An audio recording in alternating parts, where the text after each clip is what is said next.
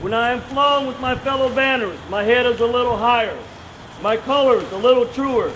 I bow to no one but our Creator. I am recognized all over the world. I am worshipped. I am saluted. I am loved. I am revered. I am respected, and I am feared.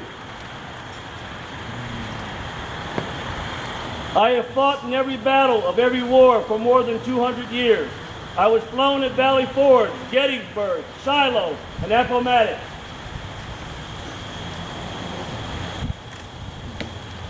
I was there at San Juan Hill, the trenches of France, in the Argonne Forest, Anzio, Rome, and the beaches of Normandy, Guam, Okinawa, Korea, and Quezon, Saigon, Vietnam know me.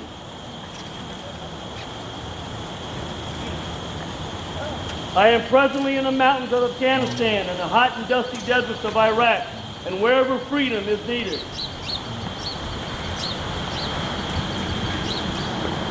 I led my troops. I was dirty, battle-worn, and tired, but my soldiers cheered me, and I was proud. I have been burned, torn, and trampled on in the streets of countries I have helped set free. It does not hurt, for I am invincible. I have been soiled upon, burned, torn, and trampled in the streets of my country. And when it's done by those whom I've served in battle, it hurts, but I shall overcome, for I am strong.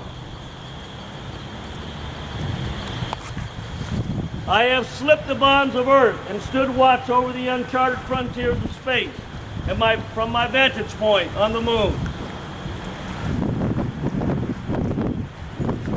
I have borne silent witness to all of Americans' finest hours, but my finest hours are yet to come.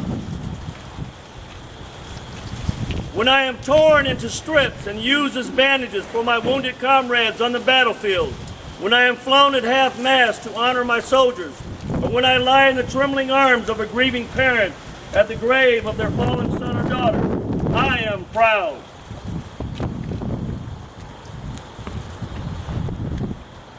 Present home.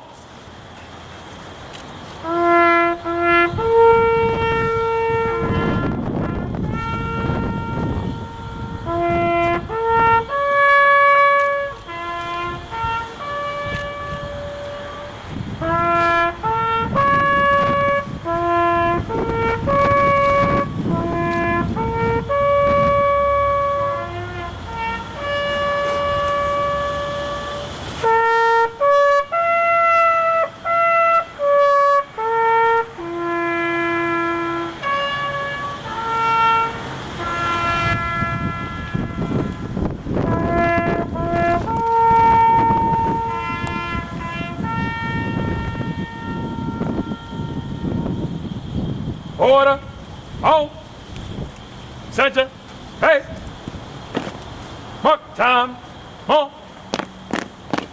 forward, on, calmly, on.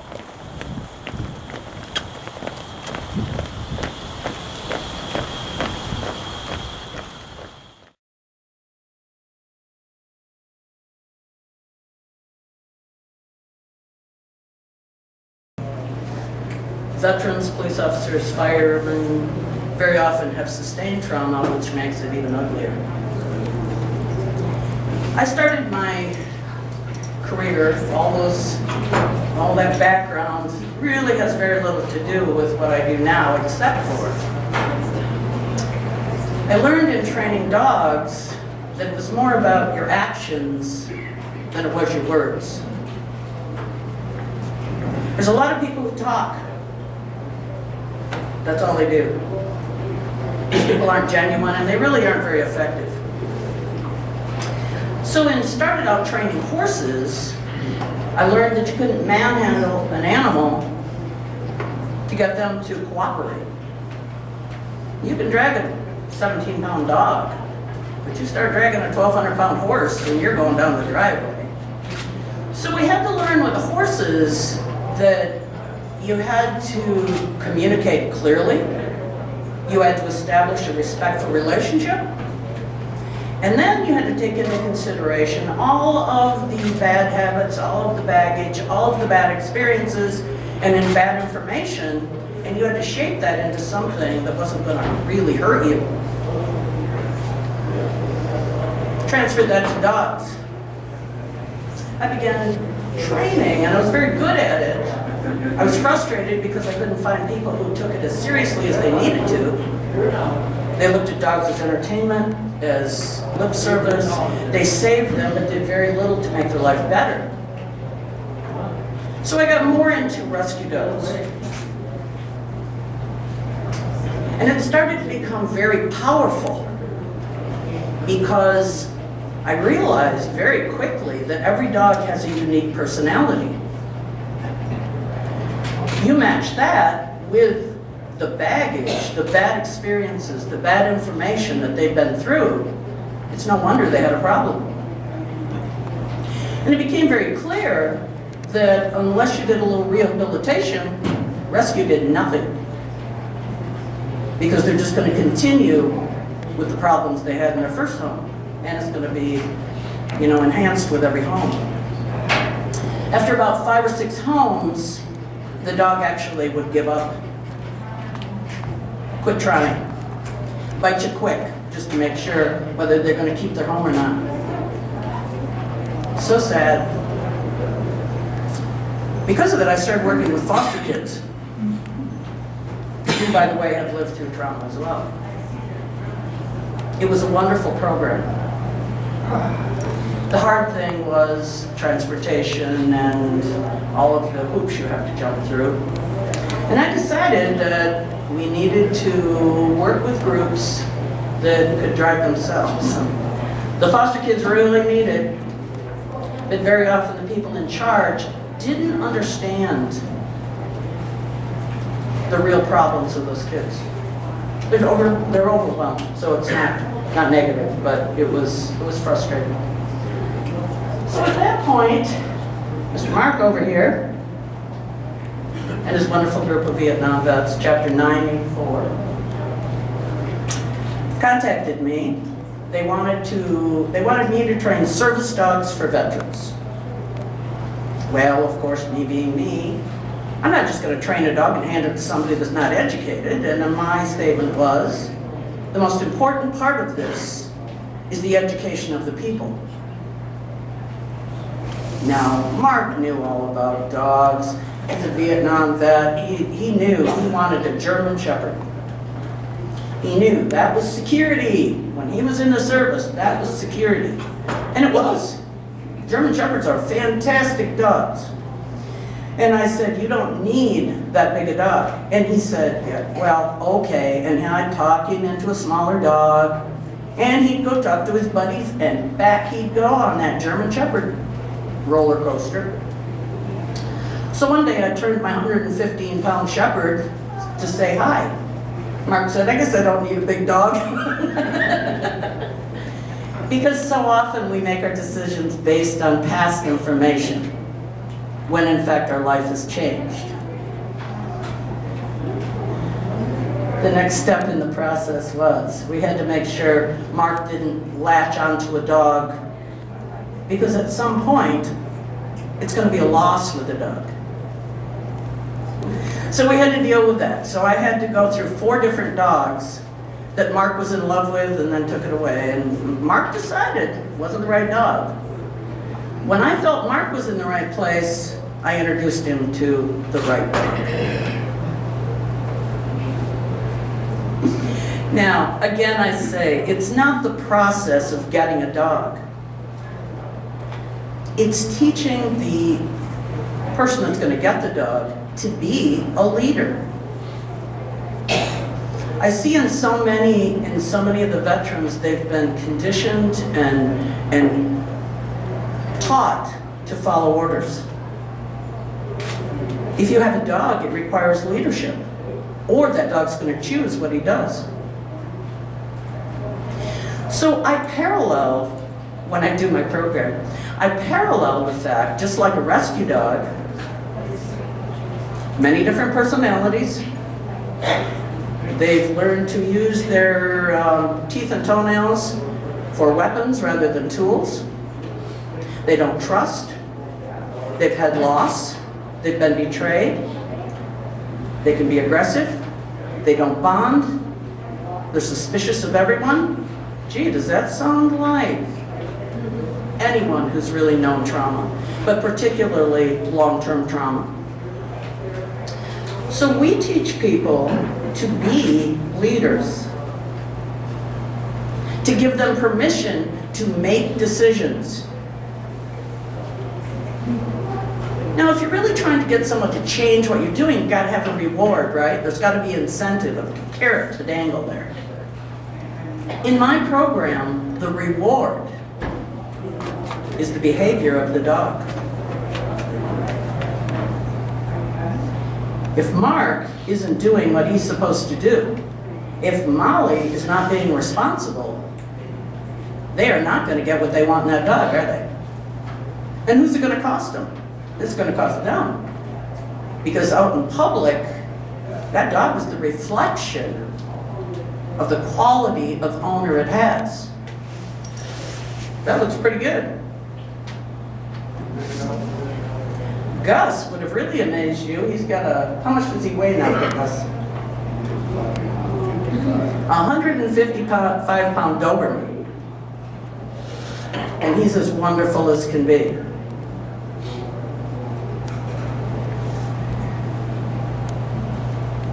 When we see, well, Molly bragged for 5 years. I have a boarding kennel along with this, was my sideline. Molly boarded her dogs. For 5 years, she bragged how nobody could get near Gunner. Nobody could touch him. He didn't like anybody. Lots of people, victims of trauma, that are the same way. And I would talk to her nicely. And I would explain, training is really important. And she would laugh. And I said to her, "You're signing the dog's death warrant." What? If anything happened to you, where would the dog be? It's unplaceable. It's not able to adapt. It's not able to go with anyone else. So we can selfishly allow somebody to remain where they are, fine. But that doesn't help them live. So much of what I do is not teaching them to have a dog that sits with them in the chair and says, "You're fine right where you're at." We want a dog that nudges them and says, "Get your butt out of this chair and get up and do something. Affect other people." And that's kind of what we do up there. It's one thing to talk and to tell somebody what to do. Unless you know what it is, you can't do it. You can hear all the instructions in the world. Amen. Isn't that the truth? Yes. It absolutely is. There's so much talk. And one of the problems I see is that most of the people that are telling you what to do have no idea what you've been through. I've had enough trauma that I know what it's like, but never the sustained trauma. So I know what it's like on the other side too. That's cool. That dog knows what it's like on the other side. She was never abused, but she lived on a farm where she was a show dog. She was just a wonderful dog. All of a sudden, she's in the, out there doing all sorts of things, going to bowling programs, traveling all over. I'll let Mark tell you about their exciting venture last year. Gunner, he had no idea that he could go out in the world and be civilized. Emmett was a show dog. Traveled the country with one of the big handlers in the country, but he didn't know how to adapt to a new life. His life would have ended. Teaching someone who's experienced trauma to adapt, I see as my contribution. Beyond teaching them the next biggest part of it is a practical application for those lessons. So when people come up there, our service dogs are very, very reasonable. It's the education that's important. Because we need to make sure that people who become a partner with a service dog is not going to be floored if something happens to that service dog. We need to teach them to be adaptable, to accept that as part of life, to be able to go on, to be able to have hope of doing something different, of not being afraid of change. Change is scary. We get ourselves in a small little safe area. Many, many veterans have been there for however long. World War II, we still have veterans. And I don't know, there aren't too many before that, but kind of gets in a safe little place where you don't let anyone else in. Our message with the dogs is, just like the dogs, they need to be able to adapt. Gunner, Molly's done such a good job with him that he could stand there with me while Molly was busy, even though he is her dog. Molly is not a veteran. She's here part of the program, and we incorporate veterans and abused children. There's a lot of people with a lot of different, and we incorporate all of them together, and they learn from each other. So, I'll have cards or whatever. If any of you are ever interested, we do allow people to come in and observe. Anyway, I think we'll get rid of me because I'm pretty boring, and I think we'll start calling on our veterans here. Can I ask you a question? Please. What age levels do you work with dogs? And what age levels don't you work with dogs? Well, that's an interesting question because one of my observations is that very often when an individual goes into the service, it's at a time when children are little, tiny. They're not around when the babies are being raised. So children can be very frustrating to someone who didn't grow up appreciating them. They come back from the service, and we have a lot of Iraqi vets that are that way. They come back, and the service has conditioned them to react in a way, in a predictable way. So when a veteran comes home and is frustrated, the natural instinct is to, their reaction time is like nanosecond. And it's too much for little children. So I do a lot of raising of puppies in the classes. And people learn, not just veterans, people who came from abusive backgrounds. You know what you've experienced. So if you're from an abusive background, and you can make a law that says you can't abuse, but if nobody shows you an effective way to change, that's what's natural to you. So I bring lots of dogs in, very frustrating dogs. We're actually, there's a Facebook page, Safe Landings, New Beginnings. Stephen, another of our dear veterans, Stephen King, famous author by the way too, videotapes, and he is so generous with his time and effort, and he posts that on that Safe Landings New Beginnings site. We have a dog on there that is being trained as a service dog for people to see. It's taking a lot longer because it's one time a week, but people need that, yes. I was just going to ask, can we get some of their experiences? That would be wonderful. Gus, you want to go first? Sure you do. There was a time Gus wouldn't have, but... My name is Augustus Pierce, they call me Gus. A Vietnam veteran, winning 3 Bronze Stars for valor and Vietnamese cross gallantry.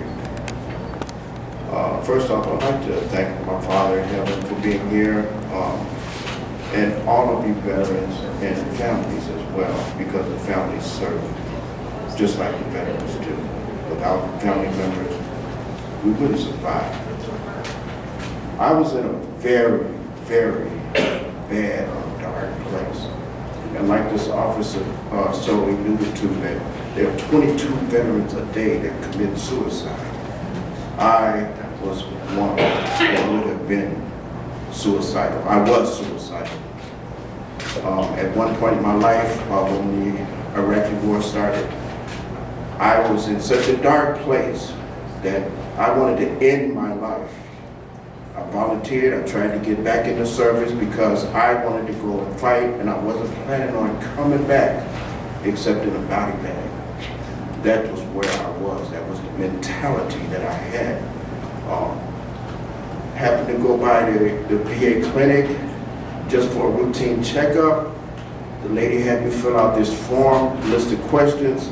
She said, "Sir, you need to talk to somebody." I wrote to President Bush, tried to get back in the service. He wrote me back, gave me a list of businesses that were serving overseas. That wasn't what I wanted. I wanted to end it, and I wanted to end it quick. It's a serious problem, that PTSD with veterans. It's very serious. I went through years of counseling, seeing psychiatrists, social workers through the VA. It was all patchwork. It didn't help me one bit. An Iraqi veteran that I was in group therapy with said, "Well, why don't you go and see this lady named Pat? She's at Quansa, Kennels. She has this veterans program." Half-heartedly, I said, "Yeah, man, I'll show up." I had no intentions of really thinking that that would help at all. I went by, I didn't have a dog. I went by this her veterans class, and I sat down there, and it was the very first day that I realized the way she handled these dogs, it was literally as if she was talking to me. She didn't know my situation. She had no clue about my lifestyle and what I was going through. But as she was training these dogs to come back out of rehabilitating these dogs, I was falling into that trap. And after a while, I saw a light at the end of this tunnel. I had hope. I ended up with, I had another dog prior to Emmett that I was working with, and then finally she matched me up with Emmett. It's been a lifesaver. This dog actually saved my life through this woman here in her veterans program. Knew Mark for years. He's just an awesome veteran. But there are veterans who are suffering. They giving signs. They're little signals that you saw. Nobody picked up on mine because I was so reclusive and to myself. Like Pat said, there would have never been a time prior to this that I would even come out here and stand here. I would go into a supermarket and I would be looking for a M16 because I'm surrounded by customers. That was a bad place to be. Veterans give off signals. Catch them. Give them a call. There's help out there. Service dogs work. I have nightmares. Emmett just knows. He seems to know. And he'll put his head on the side of my bed, just wake me up. I'll wake up. He'll go back to sleep. Doesn't have to be a nightmare. I could be having a bad dream.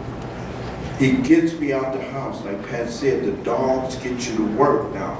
He drugged me out into society. I thank you all for your support for veterans. If it were not for Pat and my Heavenly Father, I would not be alive today. And that's God's truth. PTSD ruined my marriage. I mean, when I was married, my wife would be laying there by my side. She had no clue that I was wide awake all night long. She'd be in my arms and I'm sitting there wide awake, and I didn't talk She didn't know about PTSD. She didn't know how to handle the signs of it. Learn about it. Help veterans. Give them a call. Thank you for showing up here. Thank you for allowing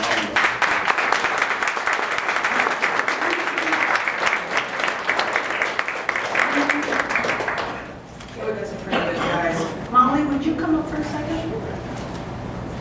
This is my dog Gunner. Gunner, as Pat said, was a rescue dog I got fairly young in life. He immediately, even as a pup, was extremely protective and actually not overtly aggressive to people, but he would not let anybody come near. In a way that's kind of comforting sometimes. You feel like you have a protector. But on the other hand, it's also very limiting. So after years of knowing Pat, I did get into her program, and Gunner has gone from being an aggressive, reclusive dog to one I can get out in the public, to reading dog with children who have reading difficulties. And I've even taken him to a couple of events where he does an event called Rally, and actually run a couple of blue ribbons not long ago. So it's a big change. I am not a veteran. I grew up in a family filled with military folks. My father was in World War II in the Army Air Corps and also spent many, many years in the Naval Reserves. I have an uncle who was a career military, brothers, cousins, nephews, in every branch of the service that there is. I also spent 20 years with a man who was a Vietnam vet and definitely suffered from PTSD. I look back on things now. Fortunately, Michael passed away just a little over a year ago. So he's not here today to do anything. But living with a PTSD vet is definitely an experience. You see things, as Gus was relating, from the other side, and you don't know what's wrong or how to fix it. My only regret is I wish I'd been in a program like this a little earlier, and perhaps I'd known better and would have been able to help. But I'm here now, and I'm hoping that as things go forward, we'll be able to do more. And thank you very much to all our veterans on behalf of Michael and every one of my family members who are veterans and are still in service. Thank you very much.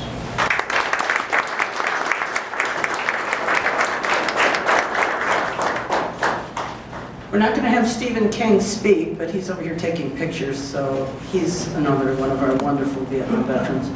Last but not least, we have Mark Lawrence. So if you step forward, Mark. They're waiting for the other speakers, so I'm sorry we just have so much to say. You think? Good morning. My name's Dr. Mark Lawrence. Has anyone here ever met a rocket scientist in this room? Anybody? You have now. I retired from NASA after 27 years at the Johnson Space Center. I'm one of the crazy Vietnam vets that went to college. When I came home in a wheelchair. I went to Rock Valley College, graduated there, went to Southern Illinois University, graduated there. I had a degree in computer science, nobody would hire me. So I went to Purdue and got my master's in computer science. Then I met a gentleman that changed my life. He was a Marine Corps pilot that served in Vietnam, and he offered me a job at the Johnson Space Center. He happened to be the flight director for the shuttle system at the time that was just starting out. So in 1979, I went to work for him. 2 years later, he sent me back to Purdue to get my doctorate. 3 years of intensive work and 3 more years of research work. I'm a published author. I've written books on computer systems. I was a computer scientist at NASA. They called me a senior computer scientist. I worked with a lot of people at NASA. It was a wonderful place to work. I worked with a lot of vets. You see, in 1968, I went into the service. I was born in Vietnam, in Belvedere.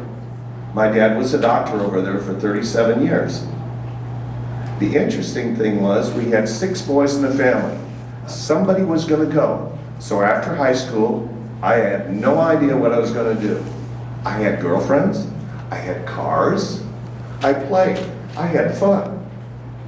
A small town in Belvedere, Illinois, that now had a Chrysler plant. I had no idea what I was going to do with my life.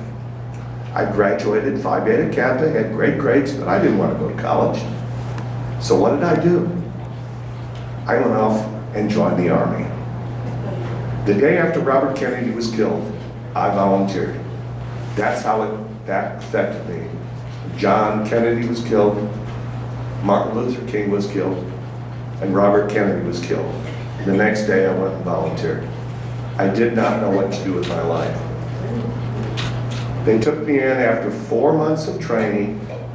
They said, oh, you get to go to Vietnam. Oh, really?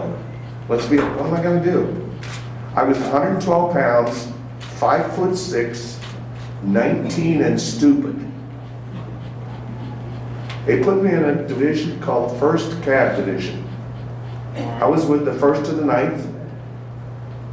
I was in D Troop. We were called the headhunters. Because of my size and a 26-inch skinny waist, they said, you're our tunnel rat. What's a tunnel rat? You're gonna learn.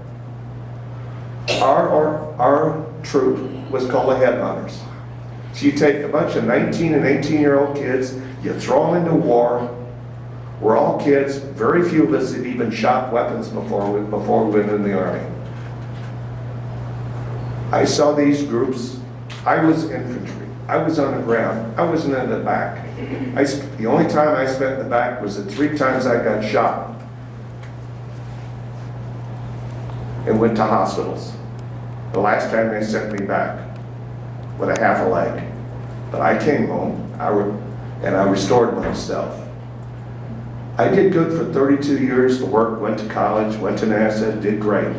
One day at NASA, I was sitting there with a bunch of senior IBM people, and I flew across the table, apparently, they tell me this is what I did, and attacked my manager.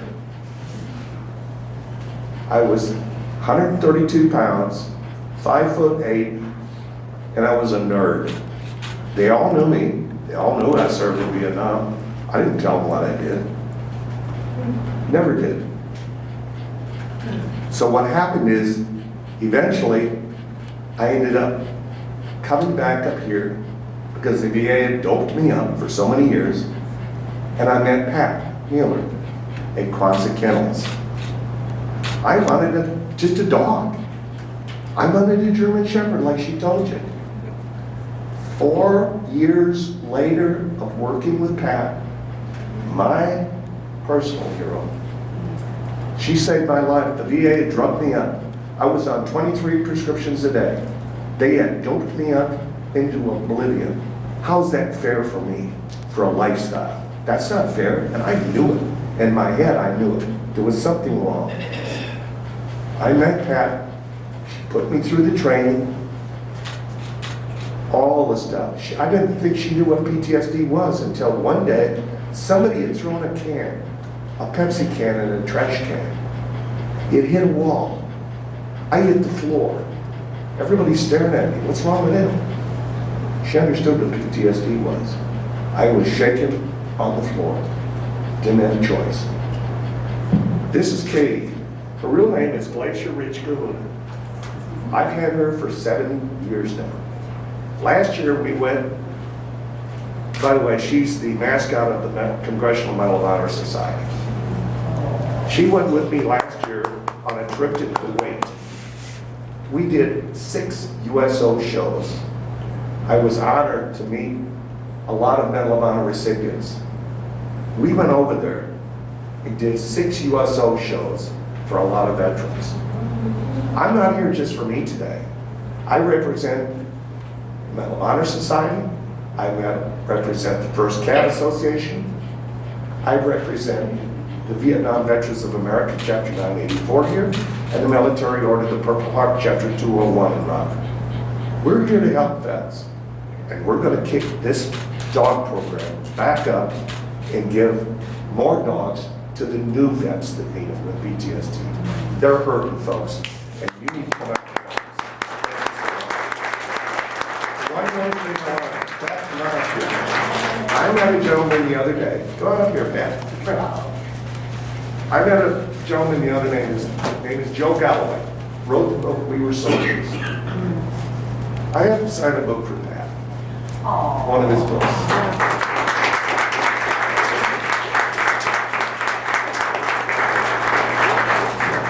I'm going out, and I'm gonna go sit down. Y'all have a good day. Thanks for coming. And Mark is I hang around with a lot of nice guys.